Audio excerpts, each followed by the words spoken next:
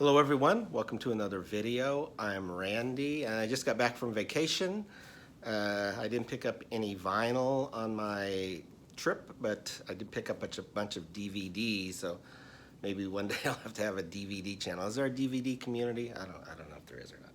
But anyway, so this is a contest entry actually for Sam St. John, my good friend from Virginia, and he actually checked on me since I have been gone for a couple weeks, make sure I wasn't dead or something, I don't know.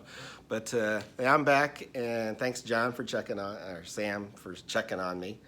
And his contest is that he wants us to show 5 albums that people would not expect to find in your collection. I guess is basically the premise. I don't know if anybody would be surprised in any of the albums that I have in my collection, because I do probably have a wide variety of things that I enjoy. But so I thought I'd just show 5 albums kind of in genres that I don't show very often or if at all. And let's get started. All right, the first album I'm going to show is by a genre that I'm pretty much a novice in. I mean, I have a few things, and that is metal and or hard rock or whatever you want to call it. But anyway, it's going to be Dio, and this is the album The Last in Line from 1984. I think We Rock was the big hit in there. It's the song I remember the most off this album. But this is a really good album by Ronnie James Dio, and Dio as the name of the group. And it was on the Warner Brothers label. All right, well, the next one might not be that much of a secret. I've expressed a love for this art form or musical form. That's doo-wop. I do love doo-wop, but I don't think I've shown it very much, so I'm going to do that today. And this is an album called The Best of the Dubs. It was on the Murray Hill label, a reissue label. This one came out in, I can't find the date on here, but anyway. The Dubs actually had kind of a hit with Don't Ask Me to Be Lonely, but their biggest hit was Could This Be Magic, which actually I think got to number 23 and 58 or 59, something like that. The Dubs were actually 2 groups combined, which the Five Wings and the Scale Tones, the members from both those groups came together to form the Dubs, and but their heyday was about 57 to 60 or 61, and then I think it kind of broke up. And even though groups kept touring as the Dubs up into the 80s, but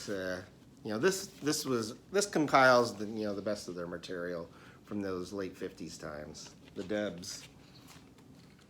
And next, how about some classical? This is Arthur Rubinstein, Mazurkas and Polonaises. I hope I'm pronouncing that correctly. But he was a great pianist and probably best known as one of the best interpreters of Chopin, which is all these compositions are by. And this came out in 1956. And it was on the RCA Victor label with the dog there. So that's classical. That'd be my third one. I'm also kind of a fan of 40s and 50s pop singers, and one of those is Doris Day. This is her album Day by Day with Paul Weston. It says in his music from Hollywood, but actually this is one of the first albums that she did that was popular, that wasn't based on a movie she had been in. Probably one of her best known songs was from the Alfred Hitchcock movie, The Man Who Knew Too Much, Que Sera, Sera, Whatever Will Be, Will Be. But yeah, this is a pretty nice album by Doris, and it's on the Columbia 6i label. And that just leaves one more.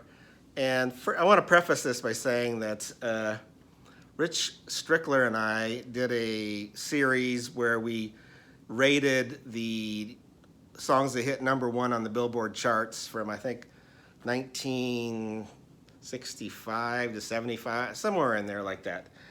And I think Gary at Physical Format Rock and Roll thought I was being pretty mean to Olivia Newton-John. Now, I do like Olivia Newton-John.